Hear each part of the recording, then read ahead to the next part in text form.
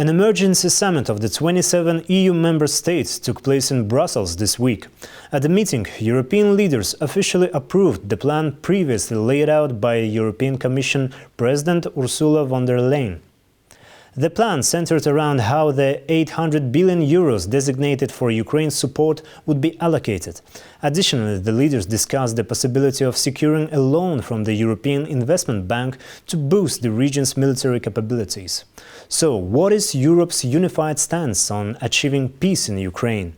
My colleague Balzhan Samigulina has more on this developing story.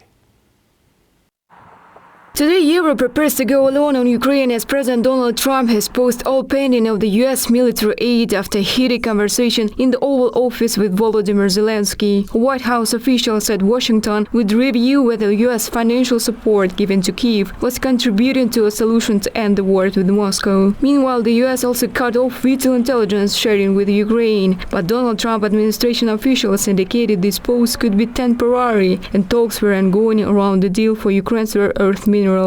We have taken a step back and are pausing and reviewing all aspects of this relationship. But I just got off the phone before I walked out here with my counterpart, the Ukrainian National Security Advisor.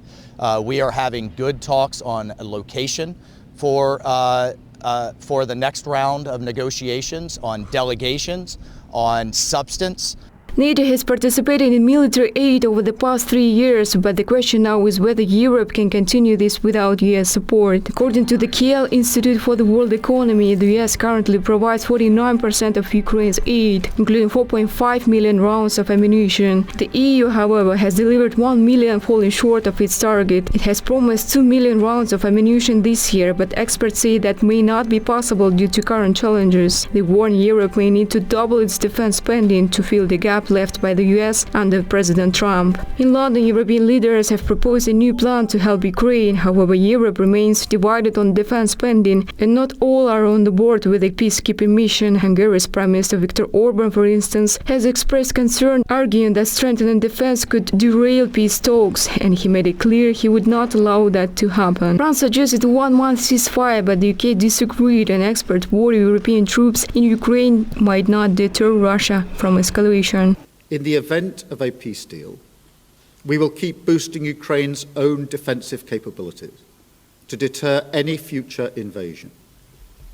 Fourth, we will go further to develop a coalition of the willing to defend a deal in Ukraine and to guarantee the peace. Although Europe is divided to some extent, many Ukrainians and Europeans agree on continuing military aid to Ukraine, maintaining Russian sanctions, and increasing defense spending. The head of the European Commission, after the US announcement cutting Washington's aid to Ukraine, announced Europeans' response, an ambitious plan to rearm the continent. Europe is ready to assume its responsibilities.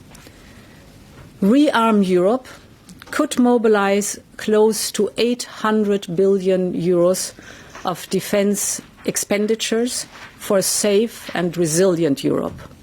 While von der Leyen's Commission can propose solutions, it's up to 27 EU leaders to support it. The plan could include financing defense through loans and grants, but getting support from measures like tariffs could be tricky, analysts say, especially with leaders like Hungary's Viktor Orban opposing it. Meanwhile, the US remains Ukraine's largest donor, providing nearly $65 billion in military aid since the beginning of war. This includes over 200 howitzers, 3 million rounds of artillery, HIMARS missiles, Patriot air defense systems, and crucial intelligence. Ukraine's drones, now a key asset, rely on Starlink, owned by Elon Musk, one of Trump's key advisors. Meanwhile, the CSTO has said it's ready to help resolve the conflict, but only if official request by member states. The organization's spokesperson further clarified that this assistance would be in full accordance with the decisions of the Collective Security Council, highlighting the importance of a formal, agreed-upon approach before any action is taken.